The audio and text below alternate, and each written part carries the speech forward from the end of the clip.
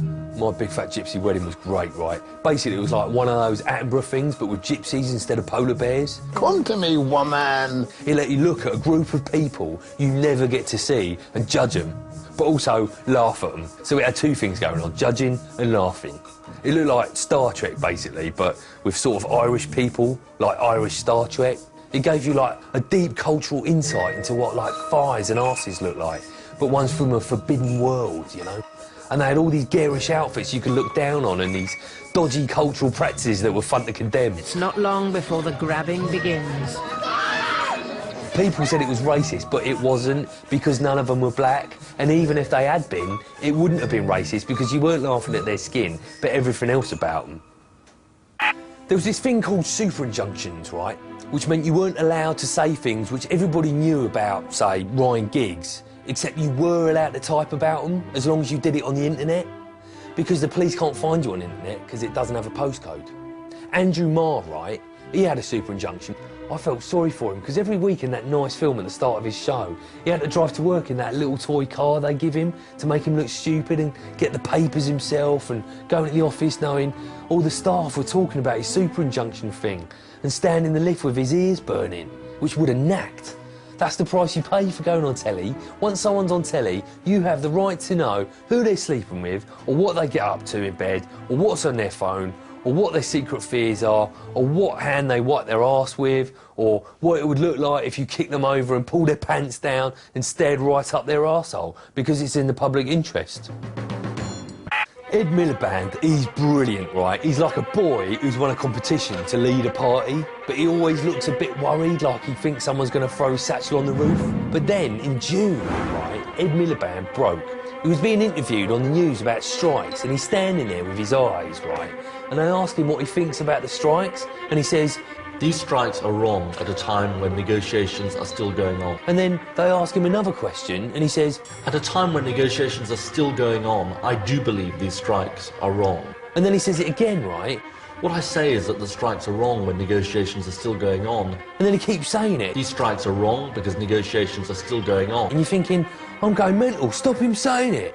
But he won't stop saying it. It's like you're stuck in a box with him saying, "And it's wrong at a time when negotiations are still going on." And then, after a while, they give up. And then someone must have reset his Wi-Fi because he was all right the next day. So then he was back to walking around looking sexy. Because he is really sexy. He's a powerhouse. But he goes at it like a jackhammer. The killing, that was good, right? But it was really weird. It was about Sue Perkins, except instead of, like, judging a baking contest, she's being a policeman, except not a man, but a woman with a jumper on. The same jumper for weeks, so she would have stunk. And there wasn't much killing in it, unless you count the girl who got murdered at the start. And the parents took ages to get over it. Usually in crime things, you see the relatives for, like, one scene, you know, boo-hoo. But in this, it kept showing them again and again, sitting around, looking upset and crying and getting angry and crying again and looking lost until you're like, all right, the murder was like 9 whole episodes ago. Get over it. Have some ice cream or something. Jesus. You've got 2 other kids. Take them to the zoo and try not to get them killed, you selfish bastards. Then it was so popular, they did it again. The Killing 2, right? That was like The Killing 1, but with Sarah Lund in a different jumper. And it had giant haystacks in it, and this man who ran around hiding everywhere in the army, and the army blokes were a bit weird and sometimes offered to toss each other off. Det har været nogle hårde dage. Jeg kan godt tage over, hvis du vil. Det bliver ikke nødvendigt. Ellers tak. Didn't really get it. There was a show, right, which was like MasterChef, but only with baking. The Great British Bake Off. Just baking. It was good, but sort of particular, you know? Like living in a future where only bacon is allowed. You weren't allowed to fry anything. There wasn't any frying. Frying was against the rules. If you tried to fry something, they'd probably just take you around the back and, like, shoot you, like, bang, in the back of the head. On your marks, get set, bake. There was all this jeopardy, you know, like, will the pastry be too tough or too flaky? Or will they forget to use pastry? Anything could happen. They might, like, knock over a pan or go mad and fuck the oven.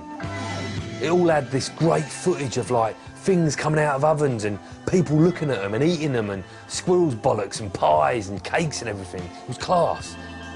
I think if you won, you got the chance to run a Greggs or something. Stinky winky finger bum. There was this thing with Hugh Grant and Alan Partridge they kept showing, but I didn't really get it. It didn't even have a theme tune, and it was all set in this one room where they just moaned about newspapers for hours. Rubbish.